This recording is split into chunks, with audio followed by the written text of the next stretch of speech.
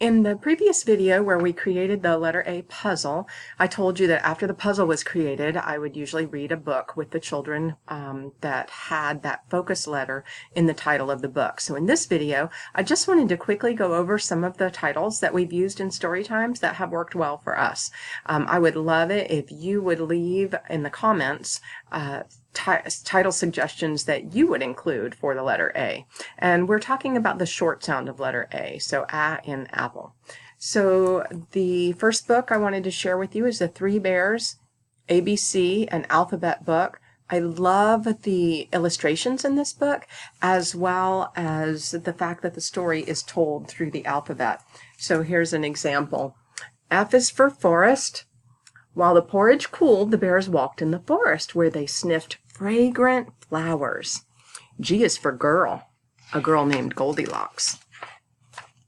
H is for house. Goldilocks saw the bear's happy house in the forest. I is for inside, where Goldilocks went. J is for just right. The littlest bowl of porridge was just right. The big bowl of porridge was too hot, and the medium bowl of porridge was too cold. So that gives you an idea of the Three Bears ABC, an alphabet book by Grace Macarone. And I would have the children find letter A in the title of this book, which is super easy with this capital A, although with it being in a different font, sometimes that throws children off. And then we would also maybe look for the lowercase letter A as well and point out that it is different in print than what we write. So these are all great conversations to have with children, just pointing out the differences. They don't have to remember them at this point. It's just one more opportunity to talk about them. And another thing I might do is have the children count how many A's can they find, how many capital A's can they find in the title of the book, how many lowercase. And if you're working with a child one-on-one, you could even look in the for A's in the author's name and illustrator's name as well. So another book that I love to use is called Antlers Forever by Frances Bloxham. And I love books that have facts in them, but I also love books that are told in rhyme, and this has both. So, when young Orville Anderson Tarkington Moose awoke one bright morning, his antlers were loose. "Oh dear," cried poor Orville, "a terrible thing! I've worked on these antlers since early last spring. Now winter is coming, and what shall I do without my fine antlers? Oh, boo-hoo!" And I will say, if you happen to have a pair of antlers that you could wear while you're reading that story, that would make it much more fun for the children. And another book with antlers that you're maybe more familiar with is Imagings Antlers by David Small. And if you're not familiar with how this one ends, I'll go ahead and ruin it for you because I want you to be excited to share this book with the children.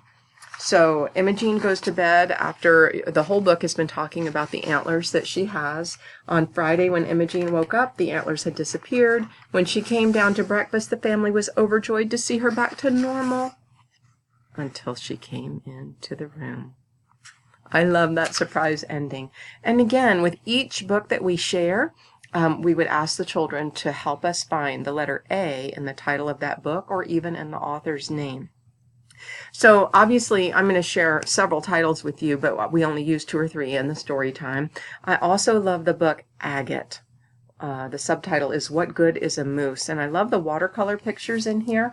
This goes through many of the gemstones by showing a watercolor and then calling the animal a name, like this giraffe's name is Diamond. But I'm going to read to you about Topaz, the eagle. Agate knows he will never soar like an eagle. Look at those strong wings and beak. Obviously, Topaz doesn't have doubts or feel shy or silly or weak. So this book goes through multiple animals and multiple gemstones and how Agate, the moose, just feels plain and ordinary and brown. But as we know, the inside of an agate is very colorful, so that plays into this story as well as this idea. Be glad that they're them and you are you, each a gem in life's marvelous zoo. So I love the story of this. Now, I would probably not use this with the 4-year-olds. I think the ideas maybe get a little lost on them, but I would definitely use it with kindergarten and up. For the 4-year-olds, I love using the Icky Sticky Anteater, another book that has rhyming in it, and about an anteater who doesn't necessarily like to eat ants. And this is, the children can kind of guess the next animal if they're keyed in at all to the idea of rhyming words. So he found another hole by the shore of the lake. Zip! In went his tongue, and out came a... And you could pause and let the children guess what they think the anteater is going to catch, which was a snake. Love the rhyming part of that story. And the anteater who doesn't necessarily like eating ants. Again, you know, we'd find the capital letter A and lowercase letter a in the title of that book. That's all I do with alphabet recognition with the books, is just kind of point out that focus letter we're working on and where it shows up in the title of the book. So Bears and Adventure is another book I chose just because I like that word adventure. And if I don't have time to read it, I might just show it and ask the children which word starts with the sound of A, bear or adventure. I love also Ask Mr. Bear, an older book, but I love the ending of this one too. And if children are enjoying, you know, this, the different animals, I think maybe shortening this book a little bit and not going through every single animal might help it work better in a story time situation, but I love the ending of that book as well. Now, at the end of our story times, we always introduce a friend to kind of extend the learning, and I love to try to bring a friend that they might not be expecting. So I've got my friend hidden in a bag and bring him out. Let's see. And I've got an alpaca. And so I don't read these books, but I always bring an informational book to show them and tell them that they can check out the informational books at the public library. And I'll probably just read one page out of this book to give them a fact about alpacas. And then I'll usually bring the alpaca around to each child and ask them to feed the alpaca maybe something that starts with the letter A. Like, is the alpaca good? Are you going to feed the alpaca an avocado or an apple? And that way each child gets a little bit of interaction in a tactile way, and they get to think about which letter A, or they might say, I don't want to feed the animal something that starts with a letter A, and that's fine as well.